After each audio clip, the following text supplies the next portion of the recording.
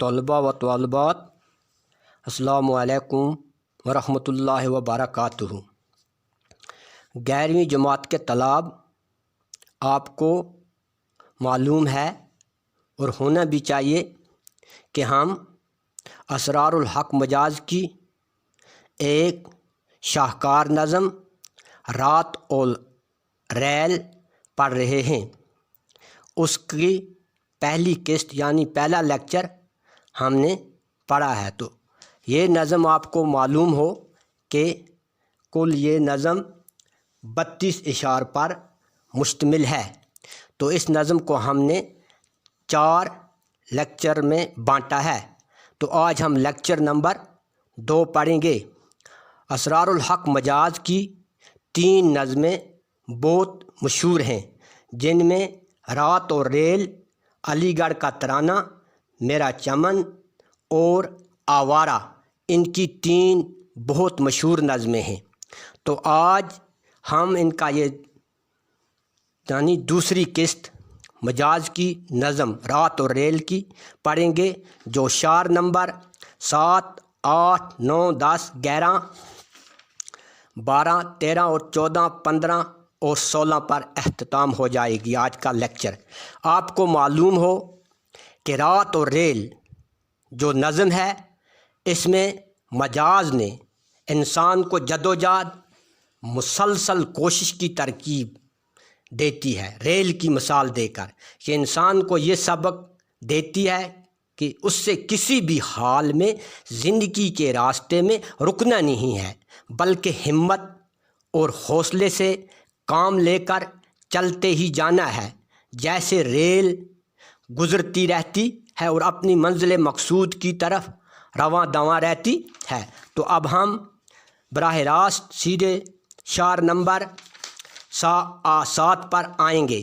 تو میں پہلے اشعار نمبر 7 پڑھوں گا، تو اس کے بعد اس کی تشریح ہوگی۔ رات کی تاریکیوں میں جلملاتی کانپتی، پیڑوں پر دور تک سیماب چھلکاتی ہوئی۔ تاریکیوں بولتے اندھیروں کو، کانپتی بولتی ڈرتی ہوئی، پیڑ بولتے ہیں درختوں کو۔ تو شاعر فرماتے ہیں کہ ریل رات کے اندھیرے میں جب اپنے سفر پر رواں دواں ہوتی ہے، تو وہ تاریکیوں میں، اندھیرے میں بھی جلملاتی، کانپتی اور تیزی سے اپنی منزل مقصود کی طرح سے چلتی ہے، یعنی گزرتی جاتی ہے۔ اس کے سامنے گویا پیڑ پر پارا جیسے چھلکاتی جا رہی ہوتی ہے، سیماب بولتے ہیں پارا کو۔ تو اب ہم اشعار نمبر 8 پڑھیں گے۔ جیسی آدھی رات کو نکلی ہو ایک شاہی بارات، جیسے آدھی رات کو نکلی ہو ایک شاہی بارات، شادیانوں کی صدا سے وجد میں آتی ہوئی۔ شاعر یہاں بادشاہوں کی بارات کی مثال دیتے ہیں۔ جس وقت بادشاہوں کی بارات، شاہی بارات جاری ہوتی ہے، اس میں خوشی، گیت، نغمے ساز اور دوسرے چیز بجائے جاتے ہیں۔ تو اسی طرح آدھی رات کو جب ریل دوڑتی ہوتی ہے، تو ریل کو دیکھ کر ایسا لگتا ہے جیسے کوئی شاہی بارات منزل کی طرح رواں دواں ہے، خوشی کے گیت گائی جا رہی ہے، چاہے اس پوری بارات گانے بجانے اور مست میں ہوتی ہے، یعنی کیا، وجد میں ہوتی ہے۔ تو اب ہم اشعار نمبر 9 پڑھیں گے۔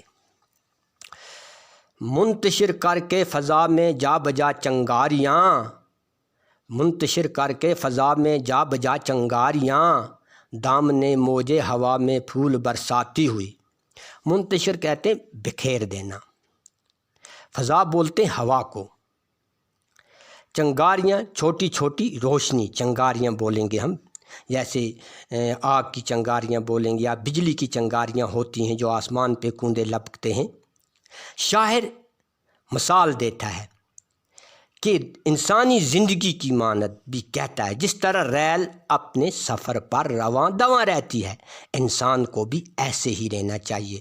وہ بھی وادیاں ہوں، چاہے جنگل ہو، چاہے اس کے سامنے پہاڑ ہو، چاہے اس کے سامنے کوہسار ہوں، لہریں ہوں، رکنا نہیں چاہیے، اپنی منزل کی طرح رواں دواں رہے۔ شاعر کیا دیکھتے ہیں؟ شاعر رات کو ریل چلنے سے آس پاس کے ماحول کے ڈبوں میں جلنے والی روشنیاں، جو ریل کے ڈبوں میں ہوتی ہیں لائی ہوئی روشنیاں، وہ چنگاریاں بکھیری ہوئی ہوتی ہیں، اس وقت خاموشی ہوتی ہے جس رات کے وقت ریل چلتی ہے، تو یہ ہوا میں یہ لہریں، یہ چنگاریاں دور دور تک نظر آتی ہیں، جیسے پھول کھل رہے ہوں ایسے نظر آتی ہیں یہ چنگاریاں۔ اب شعر نمبر 10 پڑھیں گے۔ تیز تر ہوتی ہوئی منزل بمنزل دم بدم، رفتہ رفتہ اپنی اصلی روپ دکھلاتی ہوئی، تیز تر ہوتی ہوئی منزل بمنزل دم بدم، رفتہ رفتہ اصلی روپ دکھلاتی ہوئی۔ شاعر فرماتا ہے کہ ریل کا جو سفر ہوتا ہے یہ مسلسل ہوتا ہے، یہ لگاتار ہوتا ہے، اس میں ایک جد و جہد ہوتی ہے، یہ رکنے والا نہیں ہوتا ہے، بیچ میں سے رک نہیں جاتا ہے، یہ اپنا سفر جاری رکھتا ہے، اور زندگی کا بھی یہی سفر ہے، یہ بھی رکنے والی ہیں جب تک نہ یہ منزل مقصود تک پہنچ جائیں گی۔ یعنی شاعر کیا فرمائے؟ ریل جو ہے یہ رات کے وقت مسلسل اپنی رفتار بڑھاتی ہوئی منزل مقصود کی طرح بڑھتی رہتی ہے، اور کبھی یہ آہستہ ہوتی ہے، کبھی مست ہوتی ہے، کبھی وجد میں ہوتی ہے، کبھی ڈگمگاتی ہے، کبھی جھومتی ہے، کبھی جلملاتی ہے، کبھی چھم چھم کی سرود دل نشین آواز دکھاتی ہوئی ریل گاڑی جو ہے مسافروں کو اپنی منزل مقصود تک پہنچا کر ہی دم لیتی ہے۔ تو اب ہم شعر نمبر 11 پڑھیں گے۔ سینہ کوثر پر چڑھتی ہوئی بے اختیار، سینہ کوثر پر چڑھتی ہوئی بے اختیار، ایک ناگن جس طرح مستی میں لہراتی ہوئی۔ کوثر بولتے ہیں پہاڑ کو، ناگن بولتے ہیں سانپ کو، مستی بولتے ہیں زور کو، مست جب ہو جاتا ہے انسان، جب وجد میں آ جاتا ہے۔ کہتا ہے جب ریل رات کے وقت آگے بڑھتی ہے تو وہ ایک وجد میں ہوتی ہے، سفر کے دوران کبھی وہ پہاڑی پر اس طرح سے گزرتی ہے گویا ایک ناگن جس طرح مست میں ہو کر مست ہوتی ہے، اور وہ مستی میں جا رہی ہوتی ہے، نہ وہ پیچ دیکھتی ہے نہ وہ خم دیکھتی ہے۔ اسی طرح ریل بھی آگے بڑھتی رہتی ہے، اور انسانی زندگی کا سفر بھی ایسا ہی ہے۔ شاعر فرماتے ہیں، اب شعر نمبر 12 میں کیا، پہلے میں شعر پڑھوں گا تو اس کے بعد اس کی تشریح کریں گے۔ ایک ستارہ ٹوٹ کر جیسے رواں ہو عرش سے، ایک ستارہ ٹوٹ کر جیسے رواں ہو عرش سے، رفت کوثر سے میدان میں آتی ہوئی۔